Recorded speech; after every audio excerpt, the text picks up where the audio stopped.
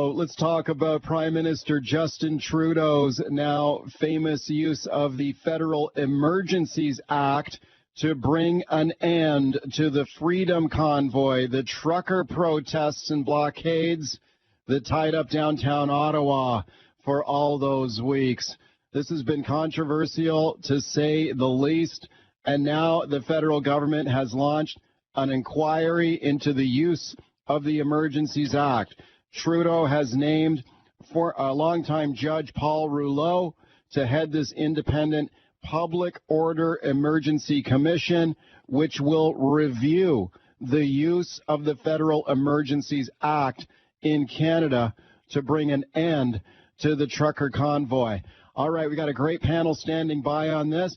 Now let's go back now though, to the use of the Federal Emergencies Act when the trucker convoy was in full swing in Ottawa. Here is Justin Trudeau on commenting about his use of these powers. We've been very clear that these measures will apply only when and where necessary. And again, these tools are to supplement local capacity, not negate or override it. As soon as these measures are no longer required, we will gladly lift them. This is responsible leadership. Okay, that's Trudeau speaking about his use of the Emergencies Act. It was opposed by the federal Conservatives. Here's interim Conservative leader Candice Bergen. He said he needed the act to force tow trucks to tow trucks away, but as he's already said, the trucks are gone, so we don't need tow trucks any longer. What power is needed right now, today, under the Emergency Act that doesn't already exist under current Canadian law?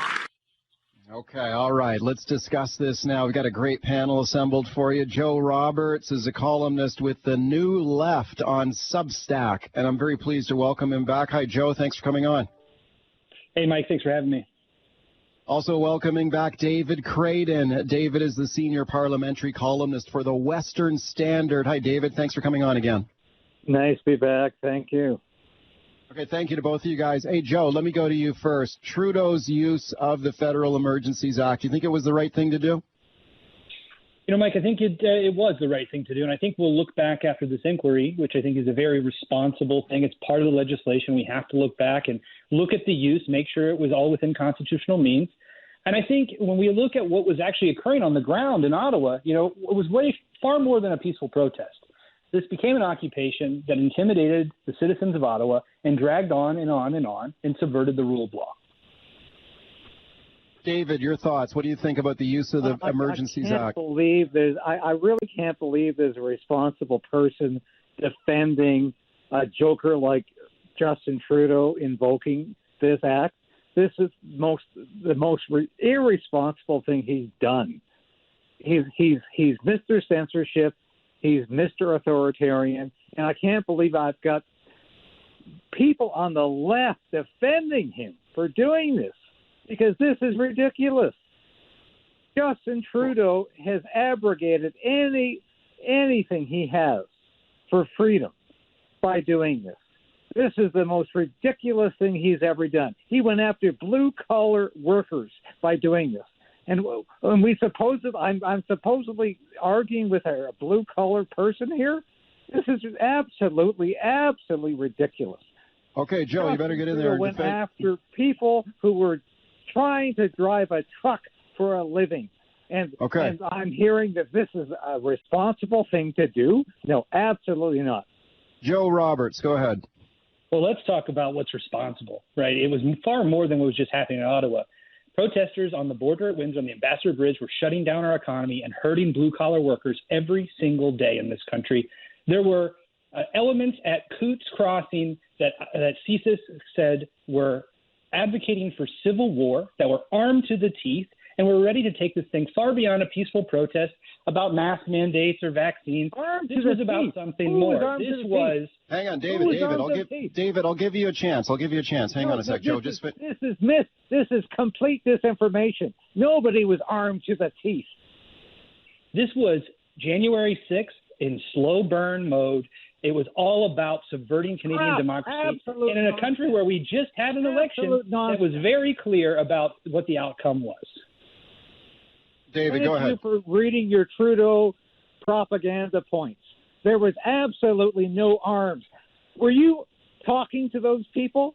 No, you weren't. You were spending your time as a jacuzzi Marxist on BC and at the coast. I was out there every day talking to those people at the goddamn event. I was there every day. I was there talking to those protesters. It's the crime level and went down every day in Ottawa during those times. So, David, let me put this to you. The RCMP did arrest 13 people and did seize weapons at the Coutts border crossing in Alberta. I mean, that's not in dispute, is it? No, we're not talking about the Coutts border in Alberta. We're talking about what happened in Ottawa.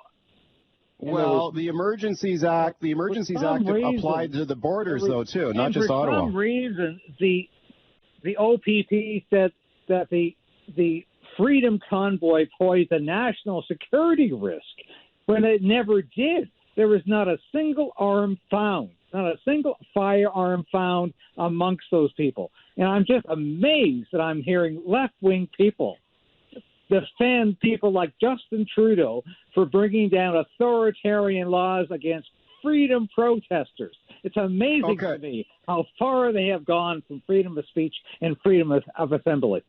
Okay, Joe Roberts, I don't think you were alleging there were arms in Ottawa. You were talking about the arms that were seized at the Alberta border crossing. Is that right? That's correct. I mean, look, the invocation of the Emergencies Act applied very strictly to 3 locations. It was the Ambassador Bridge border crossing, it was Coutts Crossing, and it was Ottawa downtown. It was beyond that. There was no implications for this act. That's what I say when I say, and look, I'm no fan of Justin Trudeau. I've been critical of him on many occasions.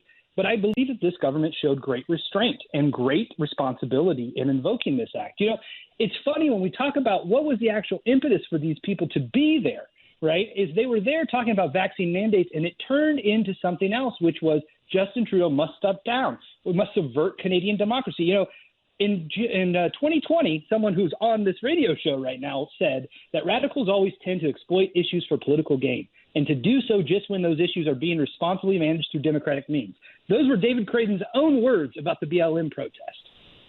Well, David, all this, the communists like you are exploiting issues like this for your own end, because this issue was over when Justin Trudeau invoked the Emergencies Act. It was already over at the border crossing.